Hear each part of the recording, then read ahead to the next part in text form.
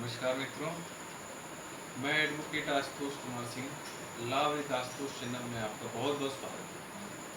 मित्रों, जैसा कि हिंदू मैरिज एक्ट 1955 के पार्ट 1 में हम लोगों ने समझा कि सेक्शन 1, सेक्शन 2, सेक्शन 5, सेक्शन 7 क्या है, कि हिंदू मैरिज क्या होता है, हिंदू मैरिज एक्ट किस पे लागू होता है, हिंदू विवाह कैसे होने चाहिए, क्या रीति रिवाज, किस रीति रिवाज से संपन्न होने चाहिए। अब इस पार्ट में हम लोग सेक्शन 8 हिंदू मैरिज रजिस्ट्रेशन के बारे में समझेंगे। सेक्शन 8 जो है हिंदू मैरिज एक्ट 1955 का, वो स्पेशली हिंदू मैरिज रजिस्ट्रेशन के बारे में। इस सेक्शन को समझने से पहले यह समझना आवश्यक है, जानना आवश्यक है कि इस सेक्शन को बनाने का पर्पज क्या रहा। इस सेक्शन को स्पेशली बनाने का पर्पज यह रहा कि जैसे हिंदुस्तान में पहले बाल विवाह चलते रहे, बचपन में ही लोगों की शादी हो जाती थी, यहाँ तक इवन गोद में ही बच्चे रहते थे, शादियां हो जाती थी। उस बाल विवाह को रोकने के लिए, बहु विवाह को रोकने के लिए एक एक लोग कई कई शादियां कर लेते थे, बहु विवाह प्रथा को रोकने के लिए।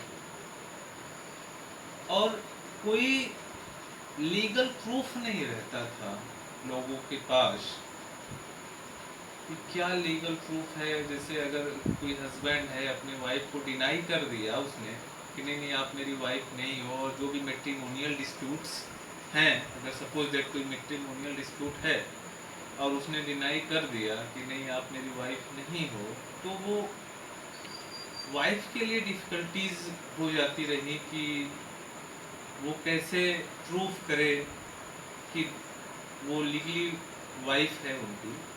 तो इस डिफ़िकल्टीज को दूर करने के लिए रजिस्ट्रेशन की आवश्यकता हुई। इसके अलावा जैसे शादी के बाद बिना किसी कारण के हस्बैंड छोड़ न दे पत्नियों को, जो उसकी वाइफ है उसको छोड़ न दे, यह कहते हुए कि नहीं मेरी वाइफ नहीं है, उसको रोकने के लिए। और कहीं कहीं जबरदस्ती शादी हो जाती थी, जबरदस्ती ही शादी का, बिना मर्जी के शादी कर दिया जाता था। गार्जियन जबरदस्ती, पेरेंट्स जबरदस्ती शादी कर देते थे, उसको रोकने के लिए रजिस्ट्रेशन की आवश्यकता हुई कि विदाउट फ्री कंसेंट अगर शादी हुई है और रजिस्ट्रेशन के समय अगर वाइफ ने इनकार कर दिया या हस्बैंड ने इनकार कर दिया तो रजिस्ट्रेशन नहीं होगा।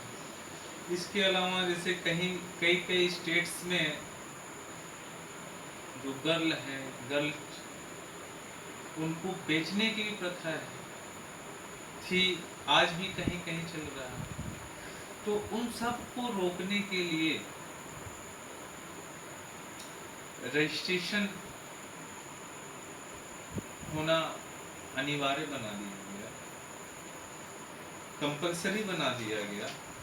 उस जो सेक्शन 8 हिंदू मैरिज एक्ट 1955 का है, उसका सब सेक्शन यह कहता है कि हर स्टेट अपने स्टेट में जो भी हिंदू मैरिज हुए होंगे, हिंदू मैरिज हुए होंगे, उनको दर्ज करने के लिए उनकी हिस्ट्री कह लीजिए कि पति कौन है, वाइफ कौन है, कहाँ के निवासी हैं, क्या एज है, कब शादी हुई, पेरेंट्स कौन है, मदर कौन है, कौन शादी के समय था, इस सब प्रविष्टियाँ हिंदू मैरिज रजिस्टर जो बनाएगी स्टेट गवर्नमेंट, उसमें दर्ज होगा। ऐसा प्रावधान सेक्शन 8 के सब क्लास 1 में बनाया गया है। अब सब सेक्शन 2 में यह कहा गया है कि जो स्टेट गवर्नमेंट है, स्टेट गवर्नमेंट या तो पूरे स्टेट के लिए ऐसा नियम कंपलसरी कर सकती है, या किसी एक क्षेत्र के लिए, स्पेसिफिक पोर्शन के लिए ऐसा वो नियत कर सकती है कि इस एरिया में जो भी हिंदू मैरिज होंगे उसका रजिस्ट्रेशन इस हिंदू फैमिली रजिस्टर में, हिंदू मैरिज रजिस्टर में दर्ज किया जाएगा। और जो भी शादी से रिलेटेड तथ्य हैं, जैसे हस्बैंड कौन है, वाइफ कौन है, शादी कब हुई, एज क्या है, कहाँ के निवासी हैं, ये सब उसमें दर्ज होगा। और अगर किसी ने नियम विरुद्ध काम किया तो वो उसके ऊपर पेनाल्टी लगाई जाएगी। वो पेनाल्टी 25 रुपये तक हो सकती है। अब इसके सबसेक्शन 3 में आते हैं। सबसेक्शन 3 यह कहता है कि यथाशीघ्र स्टेट गवर्नमेंट नियम बनाएगा और इसको राज्य विधानमंडल के सामने रखेगा। सेक्शन 8 का सब+4 पे आते हैं। सबसे सेक्शन 8 का सब+4 यह कहता है कि जो भी रजिस्टर है, हिंदू मैरिज रजिस्टर जो जिसमें सारी प्रविष्टियां दर्ज होंगी, वह कोई भी पर्सन उसका इंस्पेक्शन कर सकता है, उसकी नकल ले सकता है। जो भी शुल्क होगा शुल्क देके वो उसकी डुप्लीकेट कॉपी प्राप्त कर सकता है डिपार्टमेंट से। और यह जो डुप्लीकेट कॉपी होगी वो लीगल एविडेंस माना जाएगा। इसके लास्ट सबसेक्शन 5 पे आते हैं कि जहाँ पे जैसे इस सेक्शन में बताया गया कि हिंदू मैरिज कंपलसरी रजिस्ट्रेशन होना है, और सपोज दैट किसी ने रजिस्ट्रेशन नहीं कराया है उस शादी का,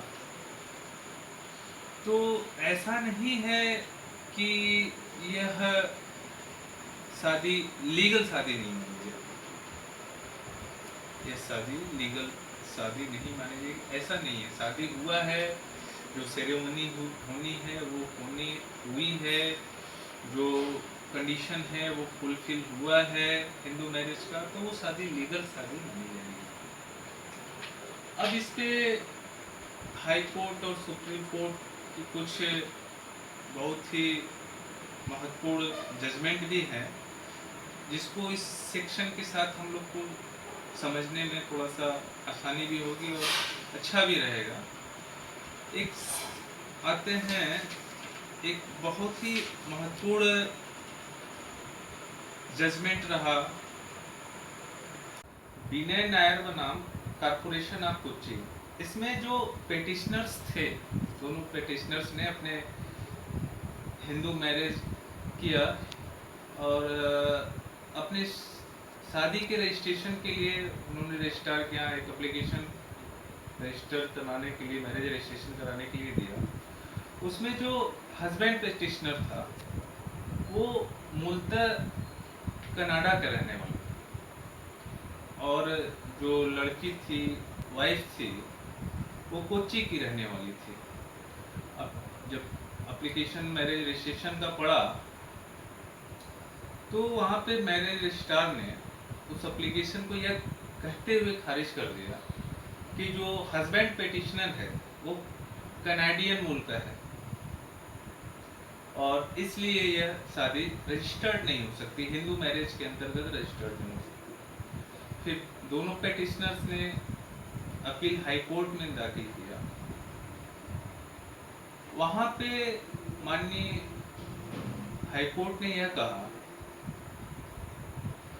कि हिंदू मैरिज रजिस्ट्रेशन जो है वो केवल उस शादियों के रजिस्ट्रेशन के लिए है जिसमें हस्बैंड एंड वाइफ हिंदू हों, और उनकी जो शादी हुई है वह सेक्शन 5 का जो मैरिज कंडीशन है, रिक्वायरमेंट है, वो फुलफिल होनी चाहिए, और जो सेक्शन 7 में सेरेमनी है वो परफॉर्म होना चाहिए, और वो अकॉर्डिंग टू सेक्शन 2 हिंदू होना चाहिए।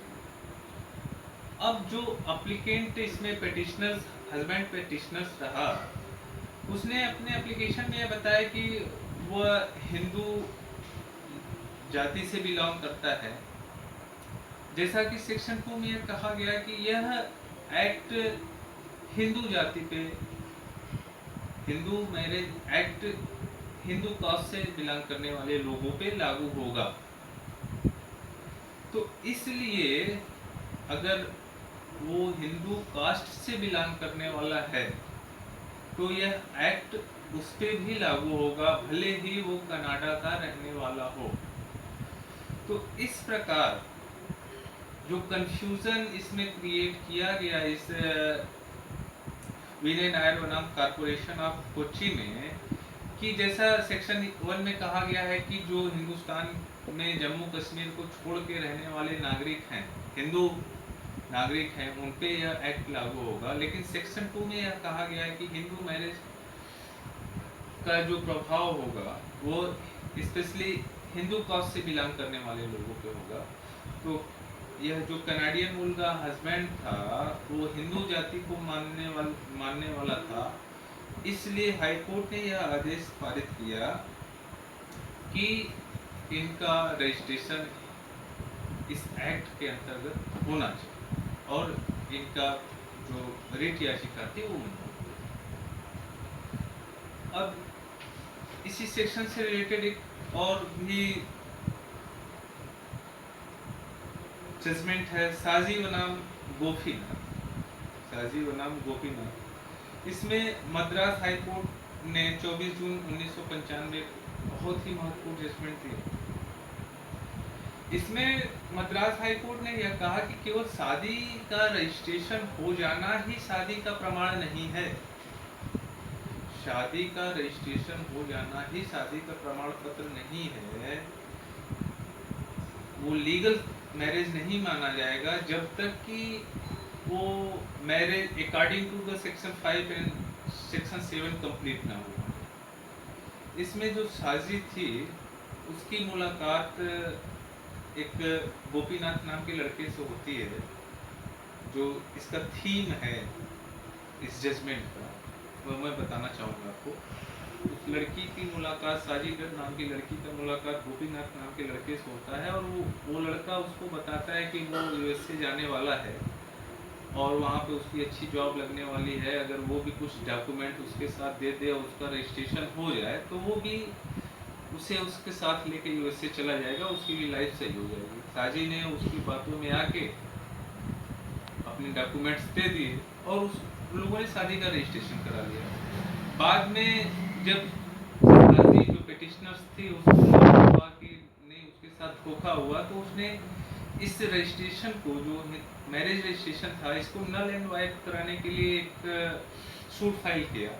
तो जिसमें लोअर कोर्ट ने यह कहा कि नहीं, मैरिज रजिस्ट्रेशन हो गया है और इसको नल एंड वाइड नहीं घोषित किया जाता, जबकि यह एक्स पार्टी जजमेंट रहा लोअर कोर्ट का। एक्स पार्टी जजमेंट रहा, उसमें साजी ने अपना एविडेंस भी दिया PW1 के रूप में, लेकिन लोअर कोर्ट ने उसके सूट को खारिज कर दिया और साजी ने फिर मद्रास हाई कोर्ट में अपील दाखिल किया।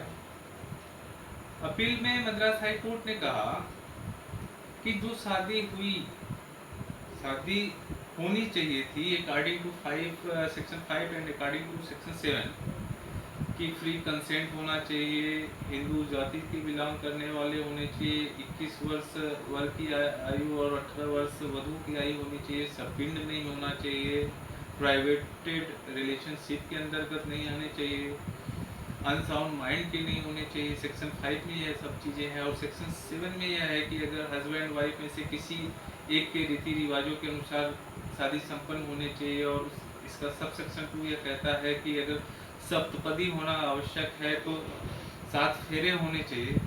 तो इन सब चीज़ों को लेके जो चीज़ होने चाहिए वो चीज़ शादी में नहीं हुई, तो केवल मैरिज रजिस्ट्रेशन हो जाने से शादी नहीं मान ली जाएगी, लीगल शादी नहीं मान ली जाएगी।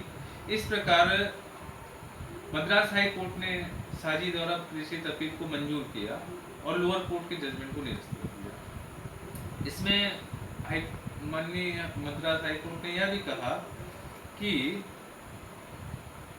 जो हिंदू मैरिज रजिस्ट्रेशन है वो केवल हस्बैंड एंड वाइफ का रजिस्ट्रेशन है, न कि मैन एंड वुमेन का रजिस्ट्रेशन। हस्बैंड एंड वाइफ की शादी का रजिस्ट्रेशन है, न कि कोई भी आदमी या औरत चले जाए और रजिस्ट्रेशन करा ले कि हम शादीशुदा हैं, ऐसा नहीं। जो भी हिंदू मैरिज में रजिस्ट्रेशन होना है वो हस्बैंड एंड वाइफ का होना है। इस प्रकार बहुत ही इंटरेस्टिंग जजमेंट रहा मद्रास हाई कोर्ट का। एक लास्ट ही बहुत ही महत्वपूर्ण हम लोग जजमेंट पे चर्चा करेंगे, सीमा वर्सेस अश्वनी कुमार। सीमा वर्सेस अश्वनी कुमार 14 फरवरी सन 2006 को इस पे माननीय सुप्रीम कोर्ट ने जजमेंट दिया। यह मेनली ट्रांसफर पिटीशन था।